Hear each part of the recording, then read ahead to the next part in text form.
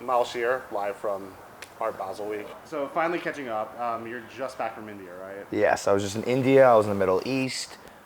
Super successful tour. Literally flew from Israel to LA, LA to Miami just to make it in time for Art Basel. And Basel, why? It's like you're Miami's son, right? So you grew Yeah, up here, family here, right? I grew up in Miami, and I didn't even realize how lucky I was to be exposed to all this incredible art every single year growing up. And as I got older and I was able to go to the events, and now working in the music industry where I'm actually sometimes even a part of it, it's like I always want to be here. And also I like to go and buy art, as you can see. Quite a bit too. A lot of this is from Scope, right? Or... Yeah, I like a lot of stuff at Scope. I mean, I'll go everywhere and see what I'm into, but yeah, it's awesome to go check out the art and find new people. And there's even certain times where I find something I like and I'm able to use that even with the artists that I represent and have them come together. So. Well, knowing you for a bit, and you tend to be a little bit first with art. Mr. E was a guy that I think you knew is kind of blowing up right now. He's activating at the Delano this week in next city. Yes. How do you kind of gravitate towards something in terms of art or an artist? Well, I'm on Instagram a lot, obviously, as any kid would be. And I go and I'm just constantly finding, I'm looking at art blogs or stuff on Instagram, art pages, and I'm just finding stuff that I like that I think is cool. And I'm like, wow. So what I do is I just literally reach out and just say, hey, I love your art. Let's become friends. I think we're both, have similar interests, and pretty much we always do. Everyone that I usually hit up that I like their art, I think we, kind of have a similar stance on morals, life, whatever it is, and we usually link super well. So more on that. You're 24, right? Yes. So we're sitting in your 50 for penthouse in downtown Miami. Most 24-year-olds I know are not doing this. How did you get to where you are, and what's your creation story? That's a great question. No, I mean, ever since I was young, I always loved music, and I always had a vision for what I wanted to go and do, and maybe it shifted over that time, but I always, during that entire time, I always was okay, this is what I want to do. This is what I want to go after, what I want to be. I love music. I want to be involved, whether it's me DJing, whether it's me managing, whether it's me, running around a festival helping somebody. So, and I think just having that goal and continue to pursue that, whether, when I left from high school to college, I was DJing a lot of parties. I ended up going and creating a music blog, and from creating a music blog to going to festivals, I used that to be hey, reaching out to artists around the world, from Australia to Thomas Jack to Kygo, that was currently studying in Edinburgh, and I said, listen, I believe in you guys. I have a platform. Let's come together and work together. And that was kind of how I got started. And then after time, there's just always been new things that I have to overcome. It's not just because I had a blog. That was step one of 100 more steps to go. So I think realizing that when you have something amazing in front of you, you have to work super hard to not only continue growing it, but to maintain it. And so finding Kygo, how do you get this young foreign kid who's probably never heard of Myles Shear to take a chance on you with his career? Well, I think you have to believe in what you want to go after. And I think confidence, I always tell everybody, a lot of people email me, a lot of people reach out hey, I want a job, I want this, what do I do? How do I get to where you are? And that's an impossible question to answer. But the truth is I feel knowing what you want and, being able to go after and having that confidence, sitting down us right now and I'm telling you what I want to go after and you believing it and us working together and becoming friends, that's how everything starts. So in general, that is my philosophy, is just being super confident. When I talked to Kygo on Skype, Kira, he was just he's like, wow, I guess, how do I say no to this guy? It sounds, obviously it was the beginning of his career and I don't think there wasn't really people reaching out to him. But, he was super talented and of course could have many options, but he was okay, of course I want to go with some guy who's gonna, who wants the best for me and who wants to create things that he never thought could even imagine. And by the way, same for me, I didn't even think I could imagine, I just believed in what I was saying. I even tricked myself. So let's talk about culture.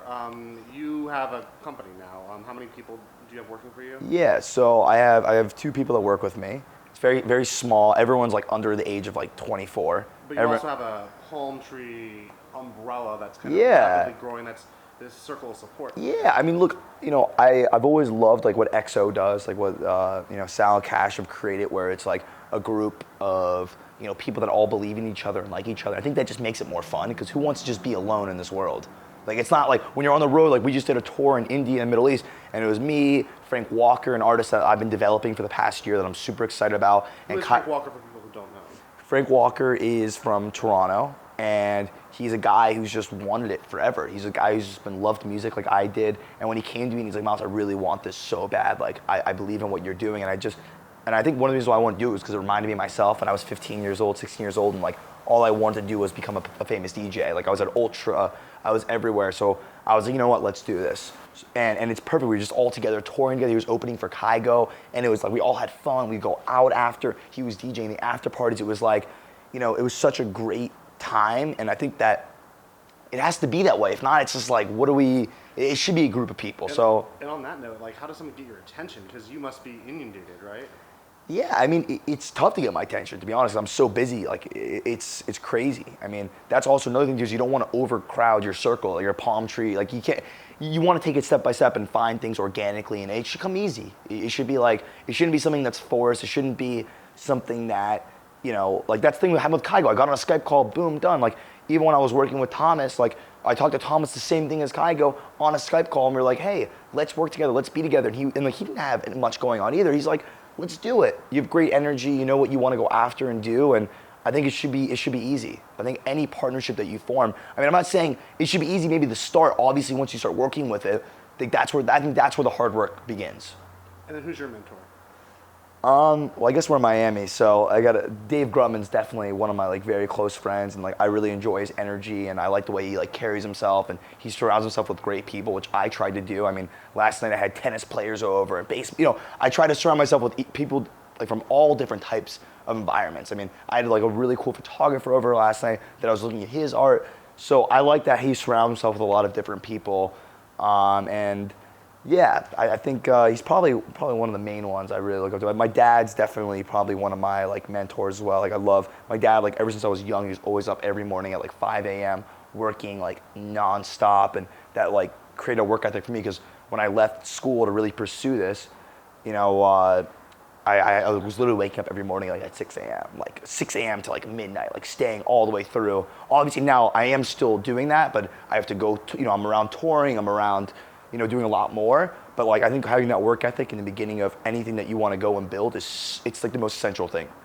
Writing things down and working ridiculously hard at something you want is the most important thing you can do. One piece of advice or anything that someone said to you that's really stuck with you and changed who you are or what you've become, or something that you would say that is a mantra that really has kind of shaped you going forward?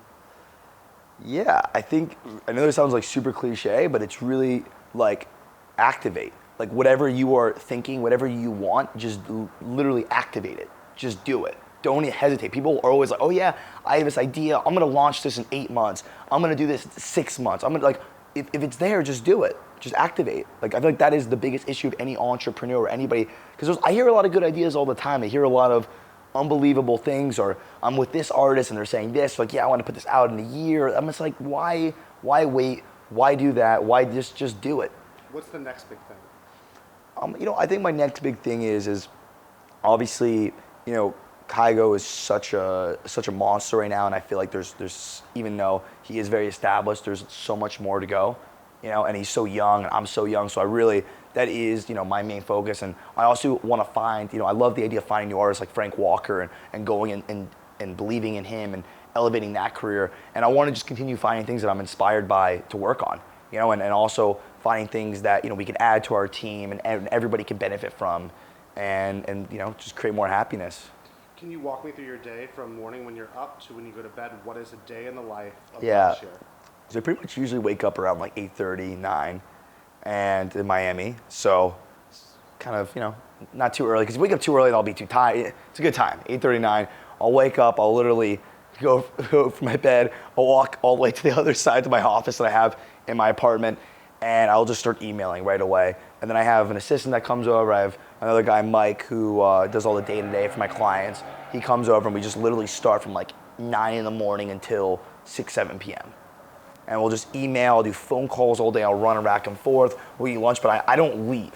Like I don't go around, I don't walk around, I just stay, I'm focused, I'm in the zone, and I make a list every single day. So from that 9 a.m., we'll all sit down together, we have a meeting of what needs to get done this day and also our long-term goals. You have to write things down.